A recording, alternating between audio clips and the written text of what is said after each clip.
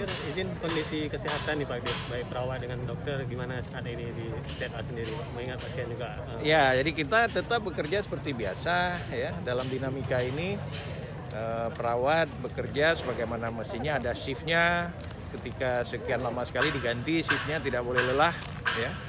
Sehari 3 shift, bekerja 8 jam, tiap 8 jam. Maka mereka bekerja sesuai dengan zonanya, zona hijau, kuning, merah, dengan APD lengkap dan dengan menjaga protokol kesehatan ekstra ketat. Yang harus kita sadari sekarang adalah bisa saja kalau positif bukan dapat di rumah sakit, tapi dari kantin, dari pasar, dari warung kopi, dari tempat rekreasi. Jadi kalau ditanya ininya di mana lagi, yang patut kita harus pikirkan adalah di sekeliling kita itu memang ada semuanya dia.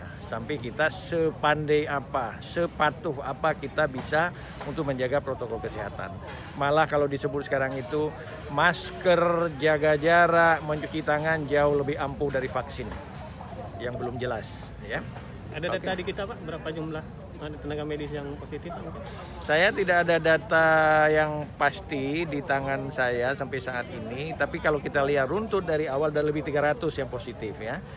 Baik sebagian besar 90% tidak bergejala sebagai OTG, ada mungkin sekitar 8-9% dengan gejala ringan, dan kita dengar juga ada yang meninggal ya, baik yang di Zainul Abidin dan juga ada kepala puskesmas kemarin.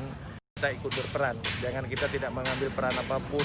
Kita ini musibah pandemik, bencana non alam yang luar biasa dampaknya. Indonesia sudah menyatakan dirinya resesi. Resesi itu artinya bangkrut. Sudah mulai ekonomi kita itu susah membangun. Susah, apapun susah, nanti orang susah pekerjaan, susah mendapat pekerjaan, pengangguran akan banyak, segala usaha juga tidak berjalan. Jadi kami tidak bosan terus-menerus mengajak masyarakat mengambil peran dari diri sendiri, keluarganya dan juga komunitasnya untuk sama-sama kita menjaga, paling tidak adalah yang 3M itu. Karena 3M itu tidak butuh modal, tidak butuh modal banyak, hanya butuh bahwa mau untuk ikut di dalam berpartisipasi bagaimana pandemiknya ini bisa cepat teratasi baik di Aceh, Indonesia maupun dunia. Pak, kalau perawat ada di tes swab rutin nggak? Rutin ya. Jadi kita swab rutin, apalagi ini kita sudah punya lab kontainer PCR sendiri. Kita rencanakan akan rutin nanti, paling tidak setiap mereka tugas jaga 2 minggu sekali itu dites swab ulang ya. Nanti juga kita akan melakukan secara global di Aceh dengan standar WHO ya. Jadi nanti 1 minggu 5.000-an kita tes sehingga kita tahu positivity rate. Kalau sekarang kita baru tahu, misalnya kita dengar 1 hari ada berapa positif, tapi nggak punya makna secara utuh karena kita nggak punya makna secara utuh karena kita tidak menyatakan dari berapa yang positif itu. Dikatakan adalah positivity rate itu harus di bawah 5%. Kalau kita periksa 100, harus yang positif itu di bawah 5 orang.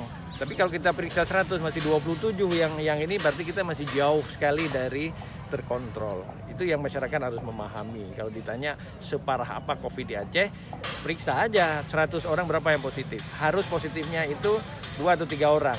Tapi kalau kita masih rata-rata hari ini, kalau 100 kita tes masih di atas 27 yang positif. Kadang 37, kadang 10 yang kontak erat kita tes positif lagi, dia agak 4 orang, berarti 40%. Nah, ya, jadi ini yang sama-sama harus dimaknai sehingga seperti nggak habis-habis mata rantai itu. Hanya satu yang bisa memutus mata rantai itu adalah kalau kita menjaga 3M tadi. Karena kalau memang flu burung, kita bisa musnahkan unggas.